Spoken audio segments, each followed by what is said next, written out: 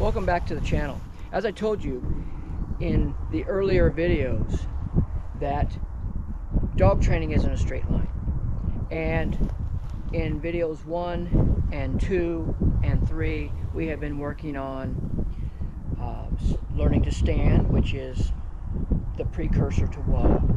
We have been learning to not step, which is also part of whoa.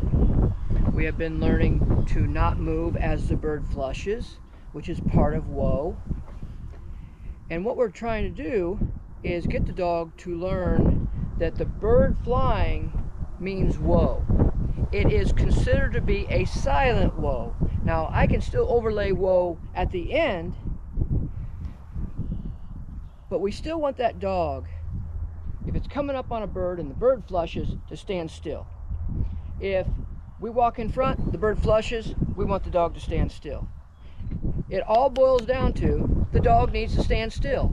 If it's backing, stand still. What is that? Whoa.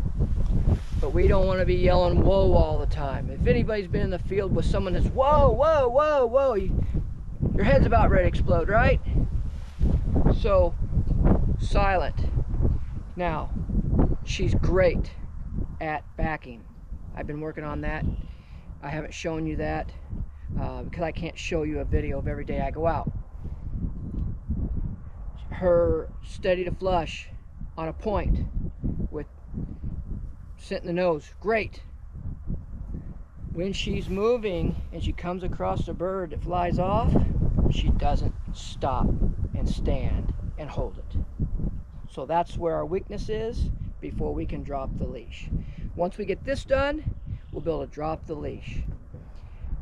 I'm still working on the e-collar away from birds.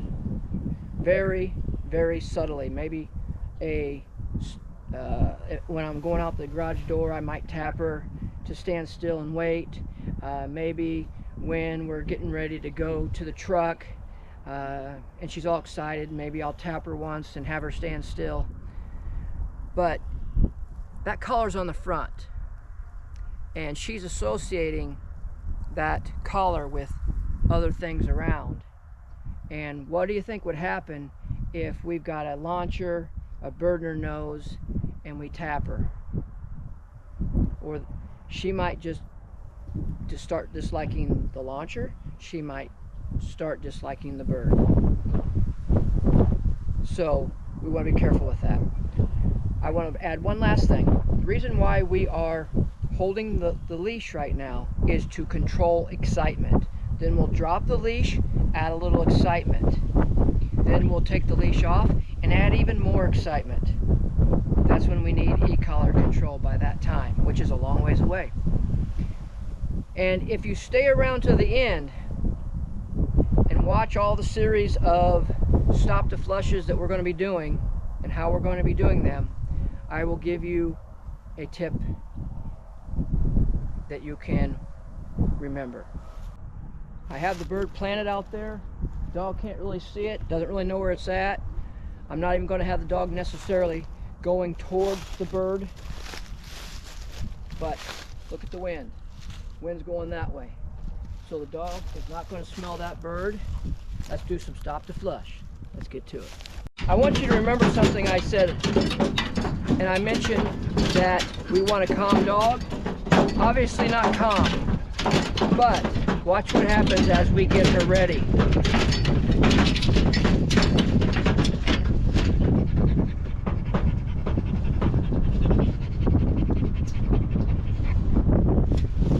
Do your dogs come busting out with no discipline?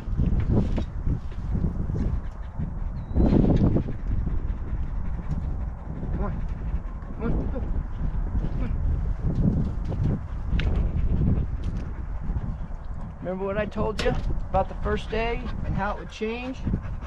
If you watched episode 1, you saw what she was like versus today.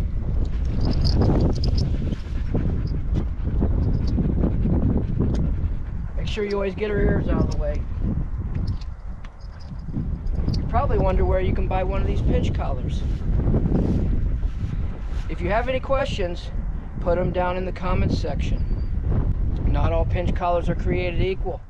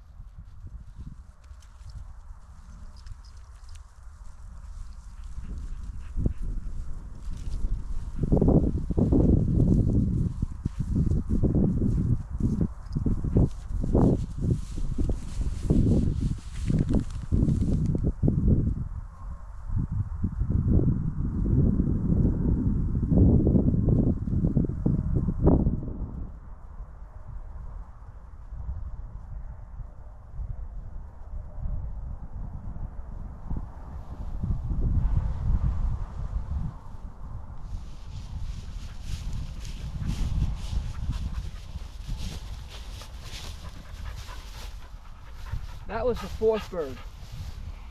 And you can see she did a really nice job for being that up close to that bird. And she didn't try to chase that one. Are we done? No.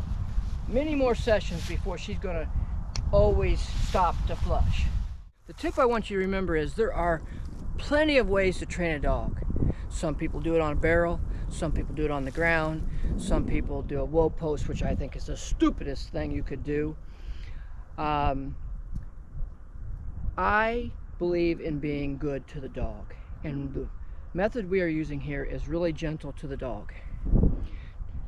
If the dog is not looking like she's enjoying it, shoot her a bird. But there are many ways to get the job done. Do what works for you. Try different things. They will build on each other if you do them in the right order. The series that I am putting together for you is the right order. But you got to get out in the field. And I love the silent whoa that the dog learning when the bird goes up. That means to stand still. And that's what we're teaching her every time we stop her when a bird goes up. Or we don't let her run every time a bird goes up. I want you guys to understand you can watch one person's video on how to train, you can watch another person's video on how to train, and they're both right 99% of the time. I'm going to give you another bonus tip since you stayed around. Good birds make bird dogs. Bad birds create bad habits. And so we have to control the classroom very carefully to create good bird dogs.